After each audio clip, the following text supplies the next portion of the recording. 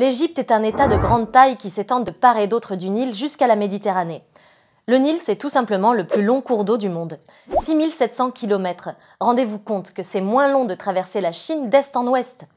Le Nil traverse l'Égypte du sud vers le nord et se jette dans la mer Méditerranée. Il est en crue tous les ans, c'est-à-dire qu'il déborde tous les ans, et dépose du limon, c'est de la boue fertile, sur les champs. La majorité de la population est concentrée sur les rives du fleuve pour y pratiquer l'agriculture. Le territoire est divisé en deux parties, la Haute et la Basse Égypte. Chaque partie a sa capitale, Memphis pour la Basse Égypte et Thèbes pour la Haute Égypte.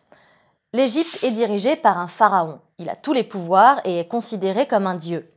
Il est le dirigeant suprême de l'Égypte antique. Son véritable titre est roi de Haute et de Basse Égypte.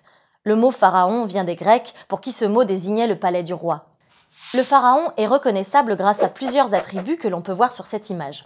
Il porte le skempt, une double couronne représentant l'union de la Haute et de la Basse Égypte. Mais il peut aussi porter le képresh, une couronne qui symbolise la victoire, ou encore le nemes, un foulard rayé. Le sceptre guide le peuple et le fléau menace les ennemis. La barbe postiche, que l'on peut voir sur le masque funéraire du pharaon Toutankhamon, symbolise l'immortalité. Enfin, le cobra représente le protecteur du pharaon.